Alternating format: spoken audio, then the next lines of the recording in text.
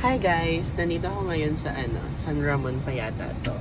Yes, sa labas ng San Ramon Elementary School. Sa side na papunta na sa Kataasan, papunta na sa Oval. Kasi kahapon bumili ko nung lemonade coffee. Something like that.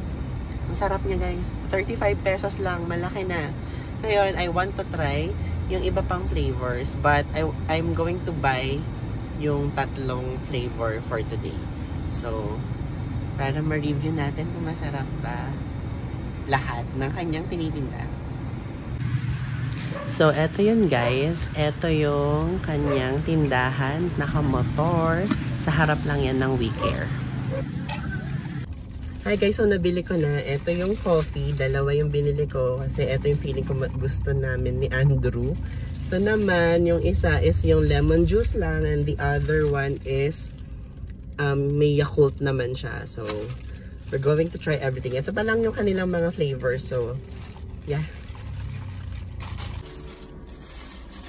Tatry mo din lahat na ito. Kaya 4 kinuha gusto. Guys, tatry na namin ito yung plain. Try mo na yan. Ito. Oo. Ano yan? Ayan yung may Yakult. This is 30 pesos guys. 22 ounce. Lemonade. Lemonade na matamis. Hindi siya maasim na maasim. Sarap siya. Ito, may Yakult na may medyo maasim. Lasang lasa Yakult.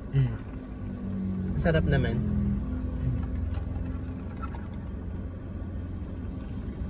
Masarap din to in fairness. Pwede na for 30 pesos.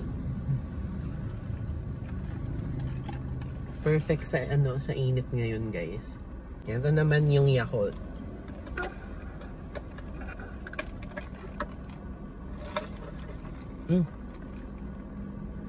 Parang bago ako sa lasa. Hindi ko na diba?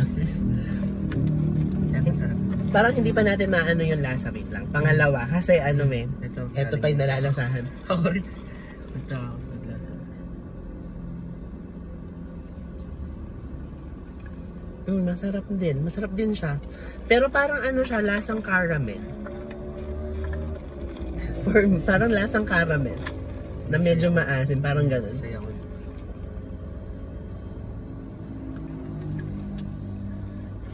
Sarap din siya in fairness. Ito ay 45 pesos. This one. Tapos, yung kape. Eto guys, binili ko na to, na-try ko na to kahapon. Ito naman ay 35 pesos. Ayun yung sayo daw.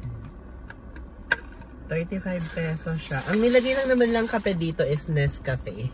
Yung sachet na ganon. Ayun. Yung ano ba tawag doon sa ganon? Parang stick. Ganon. Ayun yung nilagay nila.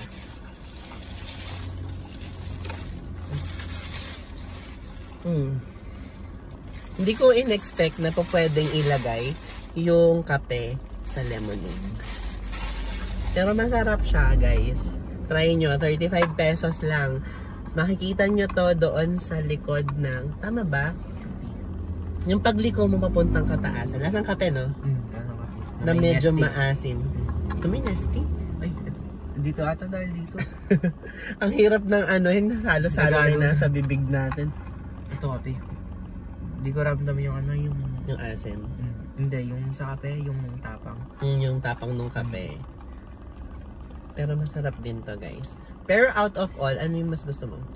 Ito yung Yakult. Yung Yakult. Masarap yung Yakult. Eto okay din, pero mas masarap yung Yakult. Next time, ayun na yung bibilin ko.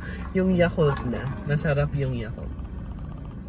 Ito daw, try mo. Kunin mo kung gusto mo yung Yakult. Try nyo na guys, pagliko nyo dun sa papuntang Kataasan, nandun lang siya nakamotor. Mura lang. Dun siya nag-i-stay sir or umiikot? Parang doon siya nagsistay kasi kahapon nandun din siya eh.